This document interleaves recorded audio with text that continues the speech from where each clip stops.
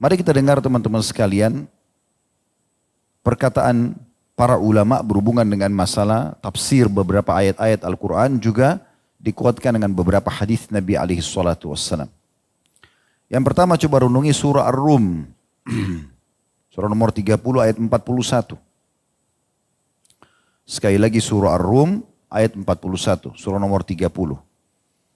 Allah Azza wa Jalla berfirman, "Zahara al-fasadu fil barri wal bahri bima kasabat aydin nasi liyudhiqahum ba'dul ladzi amilu la'allahum yarji'un." Kata Allah Subhanahu wa taala telah tampak kerusakan.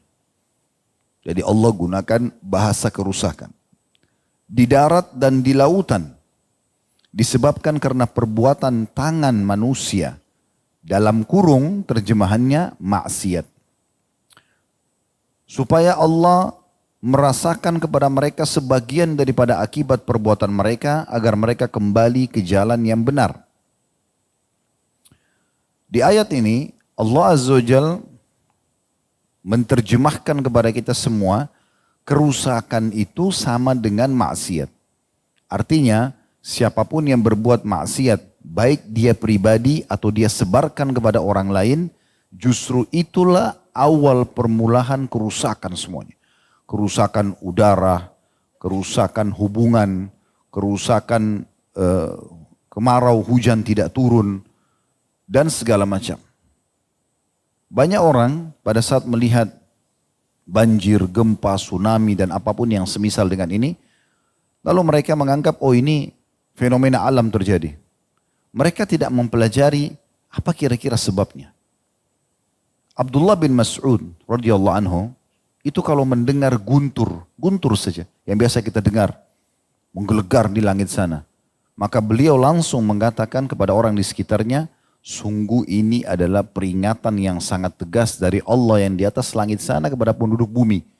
Maka segeralah kembali kepada Tuhan kalian. Padahal guntur sudah sering kita dengar setiap musim hujan. Tapi begitu luar biasanya mereka berhati-hati sekali. Dalam riwayat Bukhari disebutkan baginda Nabi alaihi salatu wassalam itu kalau melihat mendung. Seperti sekarang kita di musim hujan ini sering lihat mendung. Kalau Nabi SAW melihat mendung beliau gelisah. Mondar mandir, tidak tenang sampai beliau pastikan lihat dengan mata kepalanya air hujan turun. Pernah ditanya oleh Aisyah radhiyallahu anha, ya Rasulullah, kenapa anda begitu gelisah? Kata Nabi SAW, wahai Aisyah, apa yang menjamin untukku di belakang mendung ini azab atau rahmat? Bisa saja ini siksaan, karena sebagian kaum yang lalu Allah Subhanahu wa taala siksa mereka dengan mendung. Mereka pikir mau turun hujan, ternyata turun azab dari situ. Jadi begitu hati-hatinya. Imam Asy-Syaukani, maaf, ada Imam Abu Aliyah. Ini seorang tabi'in senior ini. Beliau wafat tahun 90 Hijriah. Namanya Rufai bin Mihran Ar-Riyahi. Beliau memiliki sebuah pendapat yang sangat baik dalam masalah ini. Beliau mengatakan pada saat membahas tadi tafsir surah Ar-Rum ayat 41. Beliau mengatakan barang siapa yang bermaksiat kepada Allah di muka bumi maka berarti dia telah berbuat kerusakan padanya. Maksiatnya dia itu misalnya orang berzina di satu tempat. Dia sedang merusak lokasi itu. Apakah tanahnya, apakah tumbuhannya, apakah hewannya, apakah udaranya, semua disebabkan maksiat dia. Sebaliknya berarti, kalau di wilayah itu orang sholat, orang puasa, orang berzikir, orang mengaji, orang ibadah kepada Allah, maka dia telah memakmurkan lokasi sekitar itu. Dan betul-betul akan subur, akan makmur. Makin banyak orang melakukan, maka makin makmur. Dan itulah sebabnya kenapa para nabi-nabi diutus oleh Allah Subhanahu wa taala, mengeluarkan manusia dari kemaksiatannya kepada Allah kepada ketaatan. Abul Aliyah mengatakan, rahimahullah, seorang tadi saya katakan ulama tabi'in yang terkenal dengan ilmunya, dengan imannya, wafat tahun 90 Hijriah. Kurang lebih terjemahnya, barang siapa yang bermaksiat kepada Allah di muka bumi, maka berarti dia telah berbuat kerusakan padanya. Karena perbaikan di muka bumi dan di langit hanya bisa dicapai dengan ketaatan kepada Allah. hujan turun, subur, ya, kemudian banyak rezeki melimpah, jiwa seseorang itu tenang, itu karena ketaatan. Walaupun ekonominya biasa. Walaupun mungkin ada penyakit diuji di tubuhnya, tapi kita temukan orang yang tidak bermaksiat atau orang ahli ibadah ini akan tenang sekali. Sebaliknya orang maksiat itu banyak pikirannya, sumpah keadaannya, selalu saja masalah dalam hidupnya. Maka ini fakta lapangannya. Imam Asy-Syaukani juga mengatakan dalam tafsir beliau Fathul Qadir di jilid 5 halaman 475, kurang lebih terjemahannya beliau mengatakan, dalam ayat ini, maksudnya Ar-Rum tadi ayat 41. Dalam ayat ini Allah menjelaskan bahwa perbuatan syirik dan maksiat adalah sebab utama timbulnya berbagai kerusakan di alam semesta. Jadi Allah datangkan itu, perubahan cuaca, kemarau yang berkepanjangan, tidak adanya hasil panen, kacaunya hubungan ya antara masyarakat sama pemerintahnya, antara pemerintah sama masyarakatnya, antara tetangga sama tetangga, banyak sekali terjadi masalah. Bahkan sampai pada tingkat hubungan dalam hubungan suami istri, orang tua sama anak, terjadi macam-macam, ini semua karena kemaksiatannya. Juga dalam ayat lain, dalam surah Asy-Syura ayat 30. Mirip dengan ini Allah juga mengingatkan kepada kita, Asy-Syura ayat 30.